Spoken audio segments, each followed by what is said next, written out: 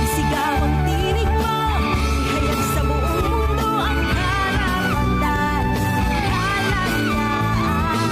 Buksan ang isip mo, kaalaman ang yaman mo, karapatan, kalayaan.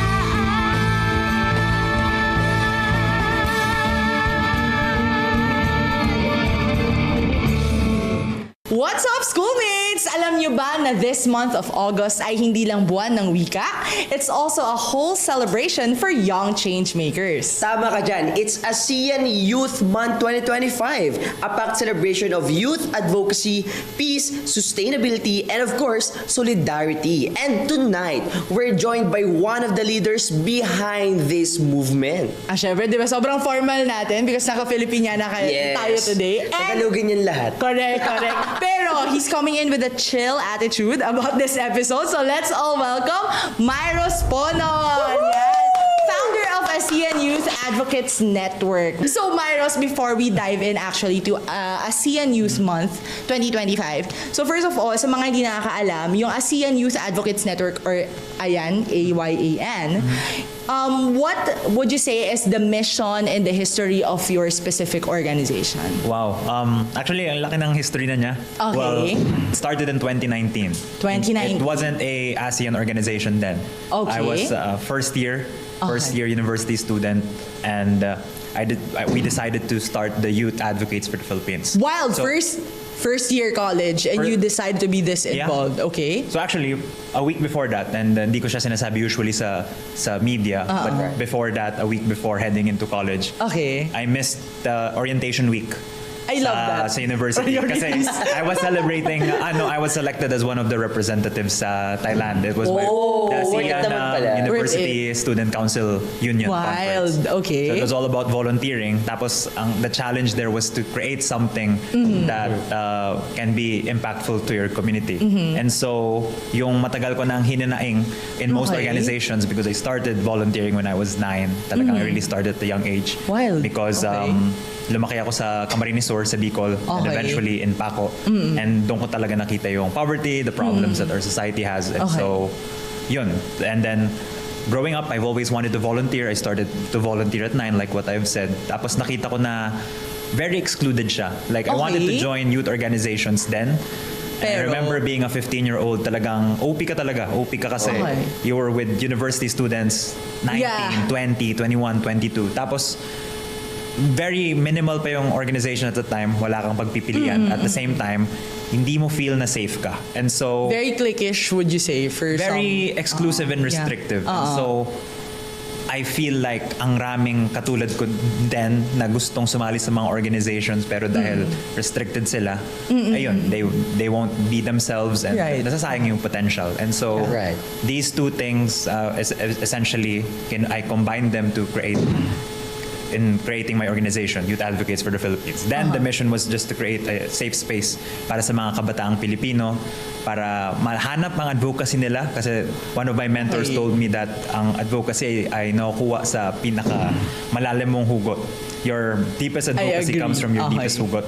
And paano mo mahanap yung hugot kung most organizations may advocacy ng Parang focus. ide-impose Yeah, sa exactly. inyo. Yeah. And so why not create that organization para mahanap yung advocacy nila. And so Youth Advocates for the Philippines started in 2019. Lumaki siya nung COVID. I Growing remember strong, yeah. it grew from 200 members to 10,000 members during the pandemic. Wow. Akala ko talagang hihina siya kasi I remember doing our annual meeting before COVID hit around Okay. the second week of March. Yeah. And then COVID happened. We were supposed to shut down everything. We decided to focus on webinars, and from 200 to 10,000, we were the biggest youth organization in the Philippines. I'm confident to say we from 10,000 likes, we grew from 10,000 to 250,000 Wild. in Okay. 2 months. And so nakita namin yung potential ng kabataan. But also nakita rin namin na very unsustainable siya.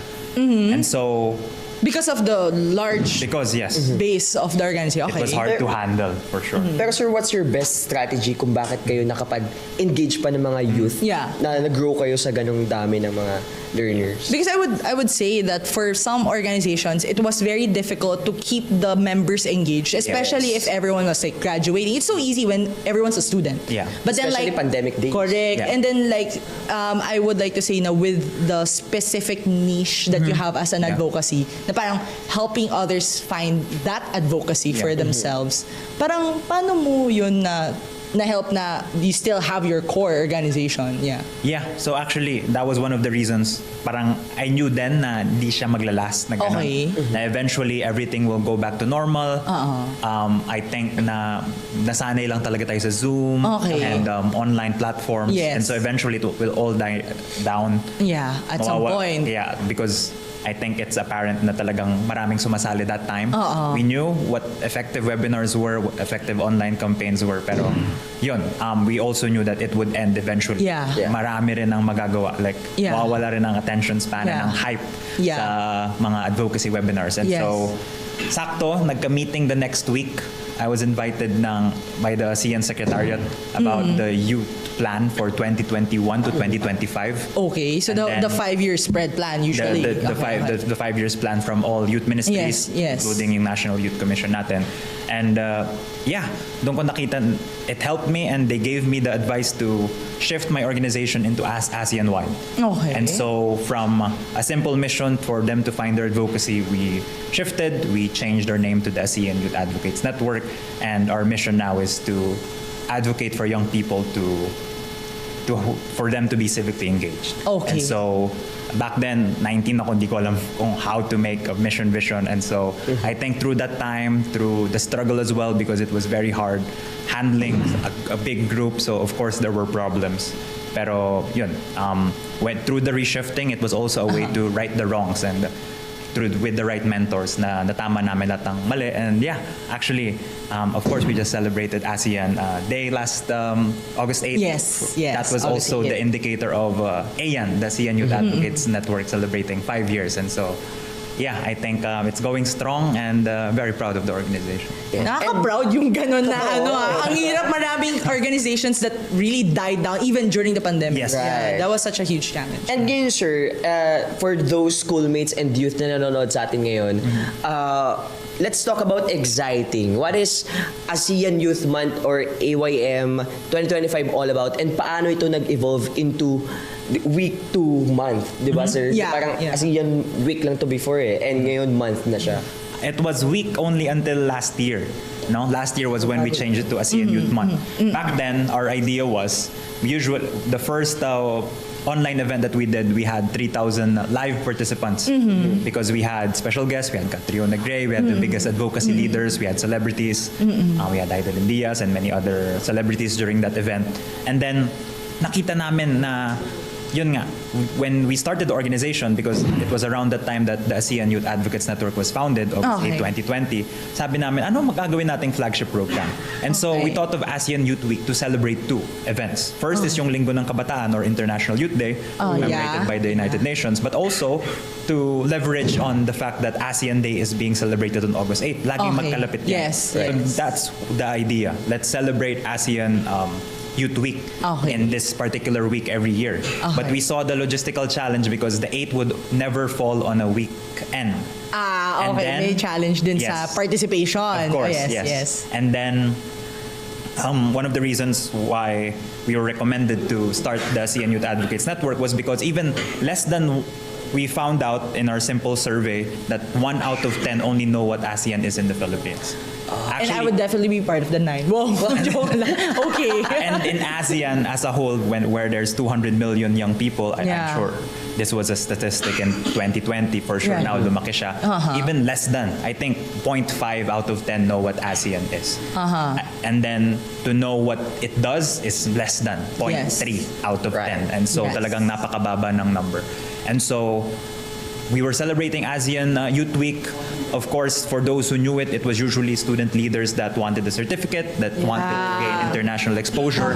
We knew this, but at the same time, I think one of the challenges that we still have today is the performativity of young people. Correct. And so to change that, talagang we wanted to do, we decided to do ASEAN Youth Month to make sure that our programs are aligned for every specific need and Right. advocacy that has to be tackled. Kasi ang hirap na you just do it for a short period of time and you know that the participants are just there for the sake of exposure. Yeah. And I love the term he used, performativity. And for me, it's like, that could mean two ways, right? It's like, it's either performative in a sense na gusto talagang magsilbi, gusto talagang, to be actively engaged in a specific advocacy that they believe in. Totoo. But there's also performativity in a sense that I just want to be linked to a specific organization or to show that I have an advocacy even though I don't really stand for anything. Yes. And good thing din na naging month siya kasi ang big ng event no? Parang pag ginumpres siya in a week, parang bitin siya. Or sobrang ngarag ka talaga as an organizer. Sobrang sayang din, especially ang daming participants. So, good thing na naging month siya, no? Parang mas maraming mangyayari and mas marami ring may cater na mga youth na involved. Yeah, and speaking of which, let's go back to the initial question by James. Ano ba talaga yung theme of the AYM this year? And parang given how the youth has evolved so much from the time of the pandemic until now, even you would say that parang, wait lang, I think I've gone through generations of members also in that short span of time. Ano yung theme and how does it relate to the needs of the Gen Z or the youth today, as you would say? Okay, so I guess an insider info I would share is we usually combine the theme of International Youth Day that the United Nations posts and cascades to all the youth offices around the world, and also ASEAN's theme. Since it's the year 2025 and Malaysia is the host, inclusivity and sustainability is the target. And so we usually combine. It's either we choose one of these themes that we feel are relevant, but at times we choose our own. And this year we felt that the Malaysia's theme was really relevant for the youth, and so we decided to push through with it. Okay, so what was it again? Sustainability and Inclusivity and sustainability. Okay. So how does that relate? Because for Gen Zs, it's always like when you say inclusivity, it's always tied to the LGBTQ plus community. That's always the first perception. Pero parang, how is it more relevant or how is it really more inclusive now? Or are there any other sub-themes that would explore this? Also with regards to sustainability, because the first perception I have of that is, okay, does that mean environment or how does it encompass? Does it mean economies, education? How does that work? I think it's all interconnected. I think these two terms are big buzzwords. Talagang malaking buzzword siya na for young people nowadays, especially now with AI, like in your last episode, napakadali niyang gamitin ngayon. But minsan di natin alam kung ano ba talaga siya. We know it by definition, pero we don't know it by heart. And so, well, for me, inclusivity is yun nga, essentially kasama ka. Kasama ka dapat sa lahat. In terms of us as ASEAN, dapat kasama ka sa decision making, kasama ka dapat sa polisiya, kasama ka dapat sa konsultasyon, not for the sake of being tokenized, not for the sake na, government agency kami or non-profit kami, isama ka namin para masabi namin na pinapakinggan namin ang kabataan. And most events, gagawa ka ng youth statement, tapos yun na yun, wala na mangyayari. And so, the involvement ends with just the lobbying. So it's tokenistic. It's tokenistic. And also in terms of sustainability, feeling natin kapag nag-tree planting tayo, which still most the public schools here today, talagang wala. And greenwashing is a thing, tinuturo siya, pero minsan tayo na rin ang nagiging greenwashers, the way we teach and the way we do it. And so, I think in these two terms, kahit napakasimple niya, we decided to focus on this. Of course, we have a lot of sub-themes, but these two terms, kahit alam na, ito, paulit-ulit siyang ginagawa. Of course, we know the Sustainable Development Goals and all. Ang rami pa. Talagang, we really need to make sure na madadigest siya.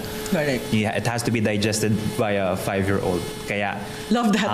Interesting. Recently nakatuwa kasi one of the non-profits in the Philippines posted a Tagalog version of the Sustainable Development Goals, which is good kasi talagang these are big words to take in as well. Like I wouldn't expect someone from the provinces that would understand that. Kaya I think it's Metro very relevant. Manila centric pa rin talaga yung. For now, Sir Virus, let us hold it up muna because later we'll spill more tea on what's happening this Youth Month 2025. Dito lang yan sa Iskoolmates!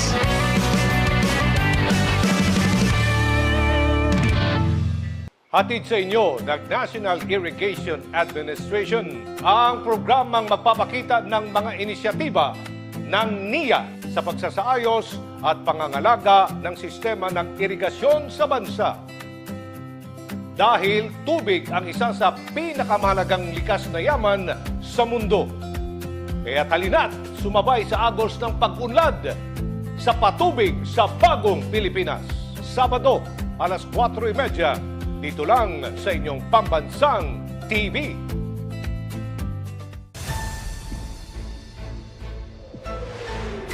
Itinuloy na po natin ang zero balance billing. Libre po. Ibig sabihin, ang serbisyo sa basic accommodation sa ating mga DOH na ospital, wala nang babayaran ang pasyente dahil bayad na ang bill ninyo. Uulitin ko, wala nang kailangan bayaran ng pasyente basta sa DOH ospital dahil bayad na po ang bill ninyo.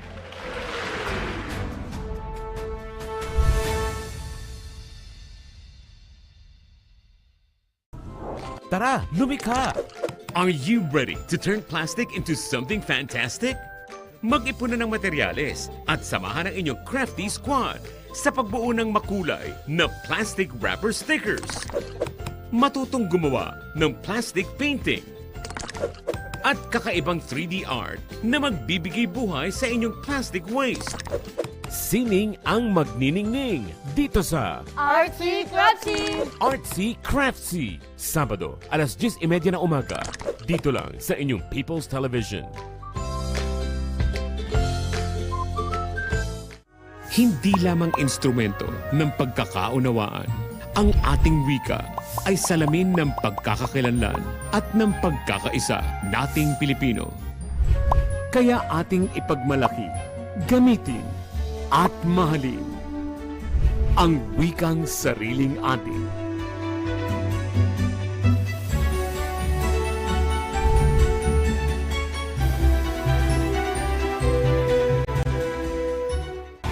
Ang may init at maaaksyong balita sa mundo ng sports.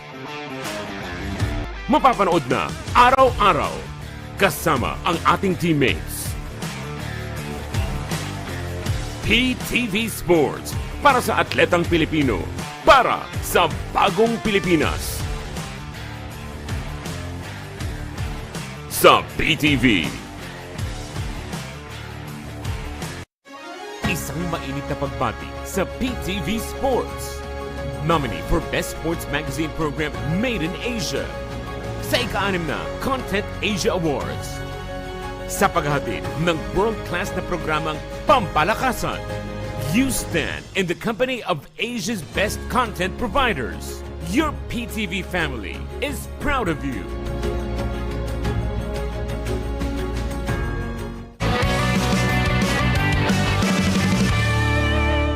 Nagbabalik ang Schoolmates! Now that we've already set the scene and set the context kanina of what AYM is about, let's zoom in sa pinaka-inaabang events this August. So Myros, isa sa pinaka-highlights nga daw ng ASEAN Youth Month ay ang ASEAN Youth Advocates Summit or AYAS. So AYAS, right? Yes. So, and it will tackle into the topics like identity, environment, livelihoods, which you've also given like context already kanina na yun yung parang arcing theme din natin, di ba? And of course, hindi natin makakalimutan yung social welfare, di ba? And health, which is primarily after the pandemic is more important now than ever, right? Paano nyo ba napili na ito yung mga sektor na dapat nating pagfokusan, especially with such a broad term like sustainability and inclusivity? And how would you say these topics are relevant now? I think like a thesis, no? I mean, alam natin as youth, as kabataan, ayaw talaga natin gumagawa ng thesis. But of course, kailangan mo ng prior research. Right. And so talagang we look for the recent statistics from the World Bank. Of course, talagang we have to think global but also act local. And so titingnan muna namin yung global issues. And then from the global issues, titingnan natin yung local issues. Of course, we also had to validate it, of course, through the last State of the Nation address of our president and also of the ASEAN summit that's happening. And so, ang rami namin kailangan tingnan na factors. And Yes. so, once everything is fit in, I think, actually for me, that's the easy part kasi ang raming problema. Marami tayong problema. Pwede identify the problem, di ba? Correct. Well, actually, for context, now I study in Europe. I'm a scholar in Europe now. Doon, hirap sila magkaroon ng problema. Talagang naghahanap lang sila ng problema, I would say. Love that. And so, isn't that such a nice life to have? As a third world country, I can only say I wish. and di so ba? compared to here, talagang it's night and day. And so, it's the easy part, of course, and then once we decide on these topics, the hardest part now is to choose the speakers that would be genuine enough to state the real status of these current problems, tackle issues that have to be tackled. And so, I think the roster of speakers as well has been really tremendous by the volunteers of the ASEAN Youth Advocates Network. Our Philippines chapter is very active in organizing it. Of course, our global chapter is also, our global office is also really looking into it. And so, yeah, I think the reason why a lot of young people, maraming kabataan ay sumasali is because they really see the relevance in the topics that we give. Right. You mentioned kanina na marami kang kino-cross-reference in terms of which issues to highlight. Yeah. But I guess in all of it, how we choose the relevance is what seems to be the most pressing. Diba? Yeah. Kung ano yung, kumbaga, meron tayong echo chamber din na nangyayari sa Pilipinas. Yeah. Eh. Kung ano yung sinasabi on social media and ano yung bukang bibig ng pangkaraniwang tao, most likely yun din naman yung una mong maiisip na, hindi, ito talaga yung pressing issue natin today. And parang, nung sinabi niya kanina na yung pinakamalalim mong hugot, yun yung magiging advocacy mo. Paminsan kasi I would say na the majority sometimes become blind na wait lang, hindi lang yan yung root cause actually ng issue natin. Mas kailangan natin pag-usapan to because if we solve this, mas marami tayong masosolusyonan at matutulungan, di ba? So I think that's just tying it back, no, na I like how the mission and the vision of your organization is for students, for the youth to actually find what strikes them. Na parang, ito yung for me, kailangan masolusyon ang problema. Hindi lang tayo dapat nag-identify ng problema. Pero like finding the solution to that problem should be the pathway. Yeah. Personally, I thought that volunteerism ended for me after college. Yeah. And it was so sad to hear now, pag kinain ka na ng real world problems, especially for Gen Zs who are graduating now, you think all this activism, all this volunteerism spirit that you have right now is something you will carry on. Yeah. No, sometimes it dies with you. But you have to find those organizations that can find that spark again, na pag-usapan yung mga problema, not as an individual, pero parang, as a collective tayo, kaya natin tong solusyonan regardless of what stage of life you're in, right? Yeah, So, if I may add, I think it's also very important to take note that most of the big universities nowadays have no student council. I think student, ang tagal na student bago performance nagpalit. has been dying. Talagang student, after 2022, I'd say, talagang nakita natin yung low Nag-decline. engagement ng mga kabataan. And even before, like what you've said, usually nawawala na ang engagement ng mga kabataan after college because of course extracurriculars is part of grades, it's part of It's part of resume their- building. it's a Talagang that's line of true. their resume. And as much as, of course, we can call them cloud chasers, marami tayong pwedeng sabihin about them. It's also our society that enables us. that. Correct. Talagang we're driven in a society where certificates are important, especially now in this competitive world. But also, I also want to point out kasi napaka-importante. Like most youth organizations, even sangguniang kabataan, they would always look for the pressing issue. Kaya paulit-ulit ang mga linggo ng kabataan events. yeah, And so, pageants and basketball, sorry. Just had to say that. there are good SKs out there. Okay. May, of course, ngayon, very booming ang mental health. Ang problema, hindi mga professionals ang kinukuha nila for mental health. And so, Social media diagnosis. exactly, marami ng ganyan. Correct. And so, I think, I would like to reiterate na, I think the youth nowadays really fail to fall in love with the problem. And I think dapat nai-inlove ka dapat sa problema, hindi sa solusyon. Tayo mahilig tayo gumawa ng solusyon agad. Lalo na ngayon, kapag may problema, hanapin yung ChatGPT. But like what you've said, you really have to find the core. You really have to find the core, the root cause of the problem. And I think kulang na talaga tayo sa critical thinking. I mean, Correct. Totoo. nakita naman natin yung statistics natin in terms of education, and that I still believe, if you were to ask me what's the biggest problem that has to be resolved by the country, I'm still a big believer that it's education. Correct. Yeah. Pero may question lang ako, 'di ba? Speaking of having certificates, may mga students ba na sumasali just because of gaining certificate na totally hindi naman talaga gusto sumali? Parang for the sake of gaining certificate lang, para may experience lang ako, para may add lang ako sa resume. May experience po ba kayong ganun? Yeah, and I think kailangan talaga natin siyang tanggapin. At first, I was a big skeptic about it. Talagang, for example, when we were doing online events, dapat may check-in every 10 minutes. Kasi, for example, sa Zoom, ang daling makita ko sino yung tulog lang for the whole Yes, event. sino Log in, Yeah. off cam, off mic. Aminin mo. And wala. No, I think we've all done it kasi may mga meetings Yes, talagang yes. nakakatamad. Pero in terms of on-site things, as much as we try to be strict, talagang may makakalusot at makakalusot. And Right. so, kailangan talaga natin tanggapin yon, and I think we still give certificates. I mean, at the end of it all, it's a certificate of participation, hindi Yeah. siya of contributions, and which It's is why we give a mediocre, separate sorry. one on that. Mediocre. Yeah.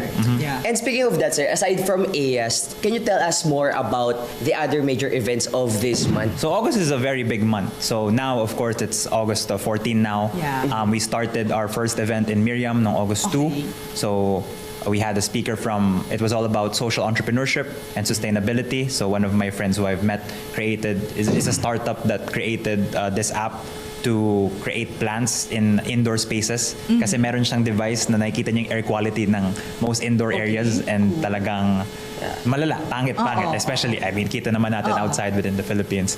And so we also have online events, but also our local chapters, our 8 local chapters around ASEAN are doing their own events as well. So for example, in Laos, they're doing our human rights events. Brunei is more on climate action and education, and so they're doing a big series right now. I think they're the biggest youth organization in Brunei right now. We're doing events in Indonesia, of course, with Malaysia as the chair. We recently co-presented the Rain Forest Action Youth Summit. So it was in the indigenous tribe and indigenous community in Sarawak in Malaysia, and so marami nangyari, of course, but it's also big internally because we get to know who the next Secretary General of ASEAN would be. We get to know the new officers. We get to know. So maraming organizational shifts, maraming events ang global office, and of course maraming events ang chapters, and so talagang it's a festival, and it can. I'm not saying that ASEAN Youth Month is perfect. I think it can definitely be improved, but I think now, if I were to self-criticize myself, it's still very Philippine-centric. Of course, may Correct. excuse ako for next year kasi Philippines ng chair ng Yeah. ASEAN. We will be the Okay, hosting love country. that. But I think as the years go by, talagang we want it to be a festival talaga. Kaya Yeah. it has to be a festival and a celebration of young people and our community as ASEAN, as Southeast Asia. Sorry, I want to go back to how you said na ASEAN is very Philippine-centric. I would agree because in our country, we make it such a big thing to talk about ASEAN, but then again, we fail to see that ASEAN is not just Philippines. Yeah. Yes. Na parang kailangan yung Tayo yung bida. Oo, bida-bida lang yung Pilipinas. It's all about sorry. us. Yeah, totoo. But then I would say na it's right kasi iba yung issues natin ngayon. But we can definitely see a mirroring issue in other countries as well. So parang syempre, the way for us to find the solution is to check how other countries also try to find the solution to that. Yeah.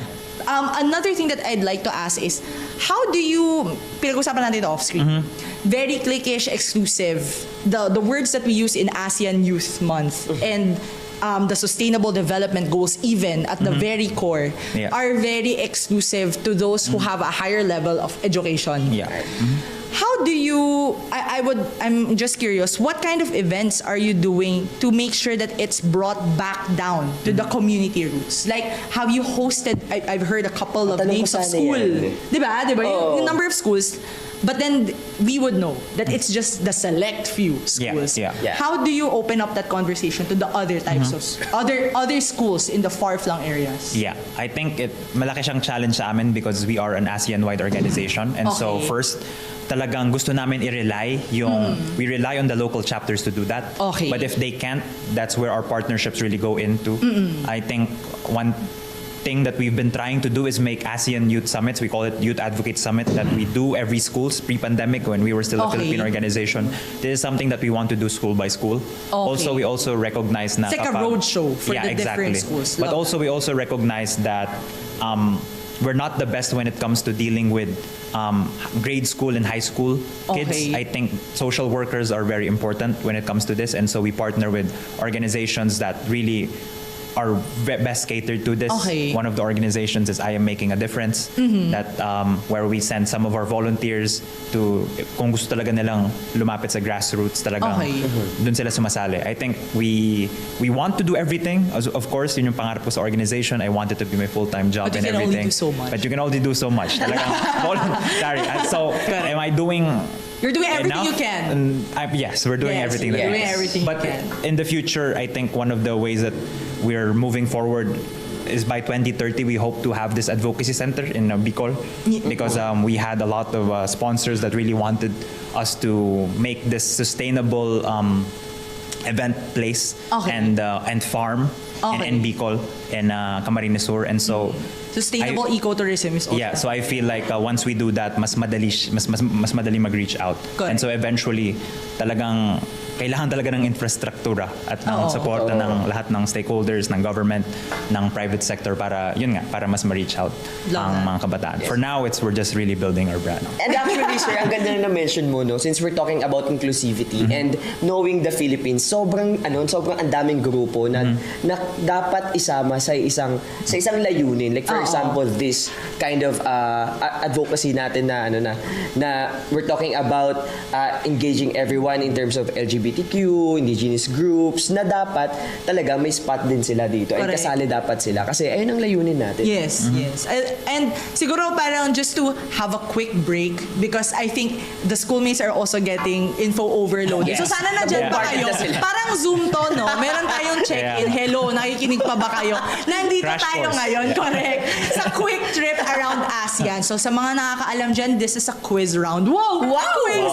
In 30 seconds lang naman. We would do it rapid fire style, okay? Okay. So no overthinking, just instinct. Okay. So let's see how the advocacy passport holds up. Okay, go. Let's go. First, speak now or organize behind the scenes. Speak now. Speak now. Advocacy, born or built? Boring or built? Born or built? Built. Built, okay. Personal passion or shared mission. Shared mission. Shared vision. Okay, workshops or mentorship? Mentorship. Mentorship. Long game or quick wins. Long game. Change policy or change minds? Change minds. Change minds. Parang ako Gusto ko yung naisip naisip na ko lang. Okay. Hirap. Okay, ito. Career advocate or lifelong volunteer. Lifelong volunteer. 30 seconds na yun. 30 seconds Gusto na ko sana yun. makuha lahat Pwede ba eh. Sayang. Try lang namin. sige, sige. Sustainability or impact? Impact. Impact, okay. Awareness or action. Action. Okay. Climate justice or economic justice? Climate justice. Okay. Agree. Hindi ka lang agree sa dulo. Agree agad Agree siya. ako doon Okay, sa okay. climate justice. Diba, ang bilis nyo mag-isip. Ako din nag-isip. Ano ba yung sasagot ko Oo, dito? diba? Sobrang Okay. solid nun. Thank you, Sir Myros, for navigating that round with clarity and conviction. Ngayon, huwag kayong bibitaw because we've got lot more coming up. Dito lang sa Schoolmates!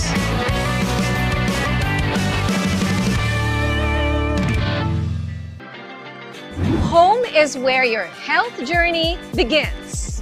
Huwag palampasin ang weekly health advice mula sa mga eksperto. Masasarap at masusustansyang recipe. Guided exercises to boost your fitness levels. Tips to keep our fur babies happy and healthy. At iba-ibang fun activities na perfect pang-bonding ng buong pamilya. Ito po si Nina Corpus. Samahan niyo kami tuwing Sabado alas 7 ng umaga para sa simula ng healthier and happier lifestyle ng buong pamilya. Health at home. Dito lang sa inyong People's Television. Sa oras ng himala, masasaksihan at mararanasan ang tunay na mga dakilang himala. Dati po, naging 50-50 na po siya sa ospital. Mula po sa bingit ng kamatayan, siya po ay nabuhay. Cancer sa matris, pag pinipiga mo, masakit yun eh. Wala na kinararamdaman. Wala na po. Ay, magaling na po ako ngayon. Nakakalakad na ako. Yan lang po nakakapagpagaling sa akin dito. Wala na pong iba. Pinangungunahan ng Lingkod ng Diyos, Apostol Renato D. Carin. Si Kristo ay tagapagligtas ninyo at dakila niyong Mapapanood na sa Bagong Timeslot, Lunes hanggang Biyernes, alas 10 hanggang alas 11 ng gabi, dito sa PTV Channel 4.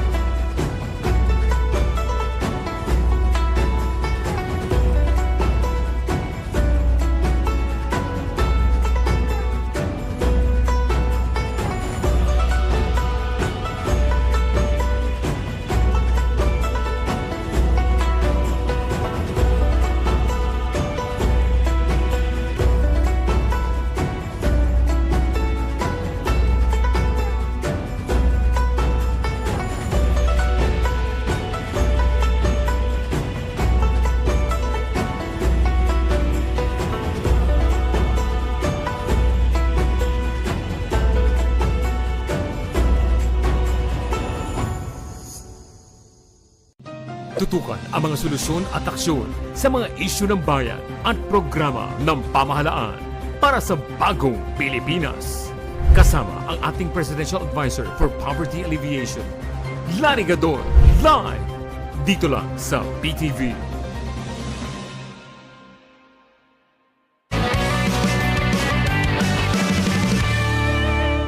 Welcome back sa Schoolmates! So naging parte ang Schoolmates sa isang highlight event ng ASEAN Youth Month that took place in MCU or Manila Central University. It was a collaboration or a collab event between MCU in partnership with ASEAN, the students that went all in sa usapang leadership, advocacy at kung paano maging boses ng kabataan today. Very timely sa Yes. Schoolmates. So let's not keep you waiting at panoorin po natin ito.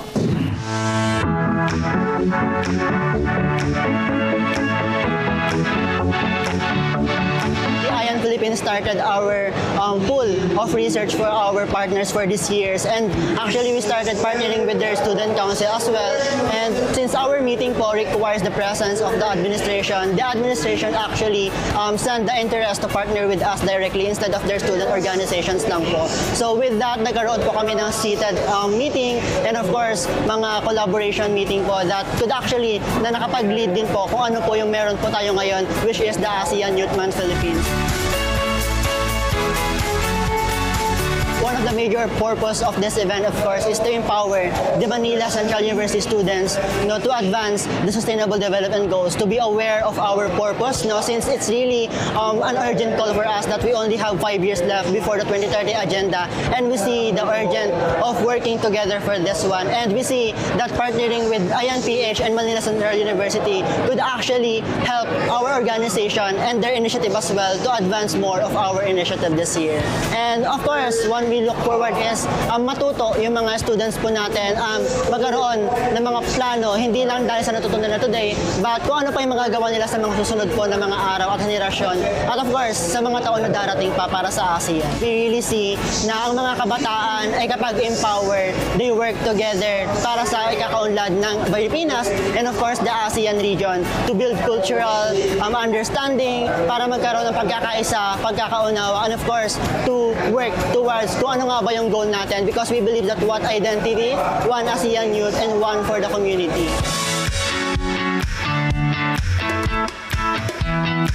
As an organizer, masaya sa part namin na hindi lang sila matututo, but actually mabubuhay, magigising, na kumilos din on their own sa kanilang mga karinang komunidad, na hindi lang sa kanilang mga paaralan, but to actually build their own network as well, para hindi lang, dahil naniniwala rin tayo, na hindi lang naman si ASEAN Philippines ang nagtatrabaho for the advancement of the SDGs, but we believe na kung sama-sama tayo, mas marami tayong mararating.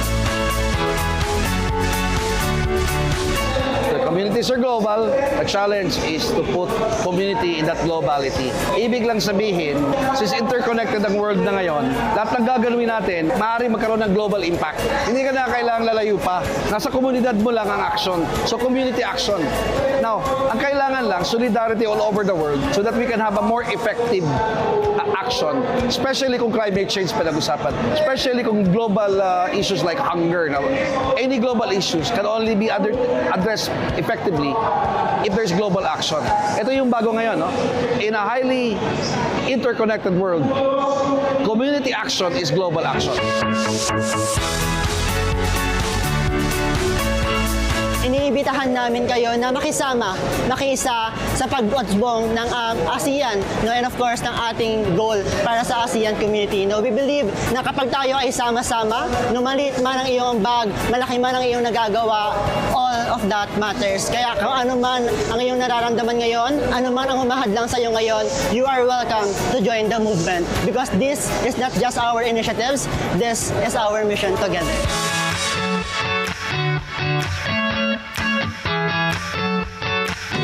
Ayan! And ngayon, of course, we have the last message and encouragement para rin sa ating mga schoolmates. So, Myros, take it away.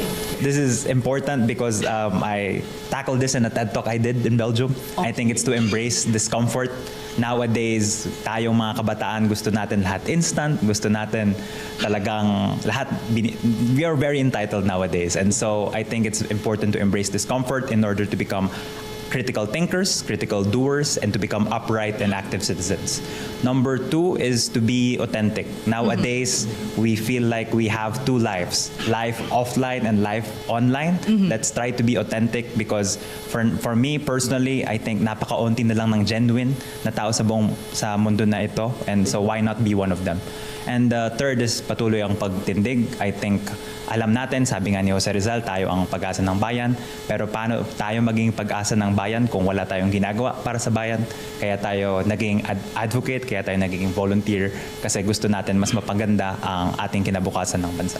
Love that. Yes. Okay, so ikaw muna, James. Yes. Ako naman, yung takeaway ko this episode is actually yung kagandahan ng inclusivity and collaboration.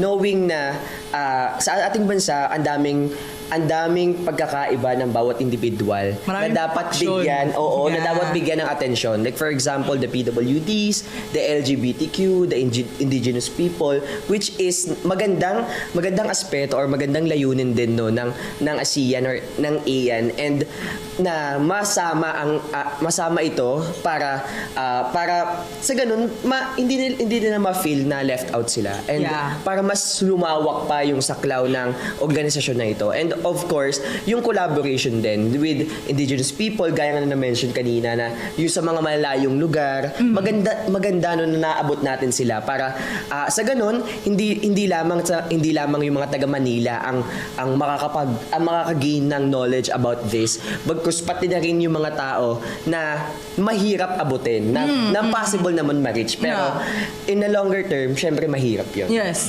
And I wish sana ma-achieve natin yun. And of course, ngayon ko lang din na-realize no, na parang by the help of performing arts din, na parang magagamit din to, no, isa rin itong magandang tool para makapagturo no ng mga learners natin, especially yung mga youth natin na mas nalululong ngayon sa teknolohiya, no, by the use of music, theater arts, dances, mas mapapalawak natin no kung ano yung kagandahan ng sariling atin. Lalo pa ngayon, very rampant na ang mga misinformation. And I think good thing and magandang tool ang performing arts para makapagturo sa mga students natin, especially maitama yung mga maling impormasyon na yun. Right. And I think when you said earlier na magandang avenue yung music at saka yung performing arts, ngayon kasi kailangan din ma-build sa mga learners natin sa batang murang edad pa lang. And what's the better or the best way to have them engage on something that seems exciting, diba? And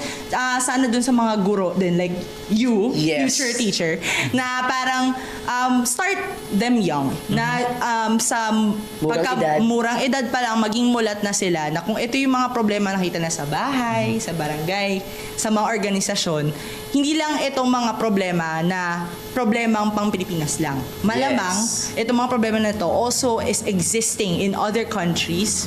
Sorry to say, but in a lot of third world countries. Right. And maybe, sa mga learners din natin magsisimula, ano ba yung possible na solusyon? Diba? Yes. So, I would like also to commend the organizations such as this, that you like to keep the fire alive in the youth. And it speaks to me, as someone who was previously engaged in a lot of youth organizations, it felt as if I was doing it because I wanted to become a leader. But I couldn't find that passion yet, that advocacy yet, that stuck with me. So I think that's also why I'm here still in Schoolmates. Kasi it gave me an avenue to still be in the know, to still learn from fellow students who also graduated, who are fellow leaders now, pioneers in their field, na wait, wow, sila nakahanap na sila ng advocacy. Maybe my advocacy is this show. Diba? Na parang ASEAN Youth Month is so closely tied with Schoolmates, especially for me. Kasi ang mga kabataan ngayon, I've seen many generations also of my own generation evolve. And it feels as if we're talking about the same issues, pero never natin siya nasusolusyonan. And now is the time for us, as especially in ASEAN Youth, hindi siya dapat event lang. It should be a way to craft the minds of the new leaders. And it shouldn't stop in ASEAN Youth, diba? And it should become new leaders of the government, new global leaders also, na wait, maraming magagawa ang Pinoy kasi tayong how would I say, sadlak sa kahirapan. Romanticizing poverty, Sorry, marami tayong hugot bilang Pilipino.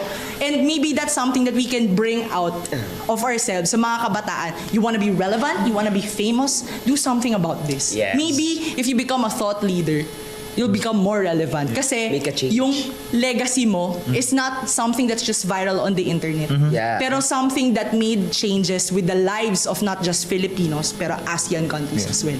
Diba? So parang sana yung ASEAN Youth Month, nanginayang ako. Kasi feeling ko, hindi ko na-involve yung sarili ko nung I was a student. So sana yung mga schoolmates natin, now's your chance. You wanted to be relevant, you wanted to learn more, you want to stay ahead of the game, learn more about this. Kasi dito sa mga sustainable development goals na to, dito yung next career path nyo. Yes. Dito yung next path nyo to become relevant to the society, diba? So, dami kong feels sa episode na to. At syempre, papasalamatan natin si Myros. Thank you so much for all that you do and the organizations that you lead. Ayan. At syempre, huwag natin kakalimutan pasalamatan ang BP Studio! Thank you so much sa bagong Maraming salamat po. Yes. So, syempre, it takes a village for us to keep going. So, maraming salamat sa bagong Pilipinas Studio, sa mga researchers natin dyan sa likod. And with that, sa bawat kwento, sa bawat issue, may boses tayong mga kabataan. Sumali, makinig at makiisa dahil ang bawat opinion natin ay mahalaga. Kaya naman, sabay-sabay nating isigaw sa buong mundo, Schoolmates at ASEAN, May pakialam ka!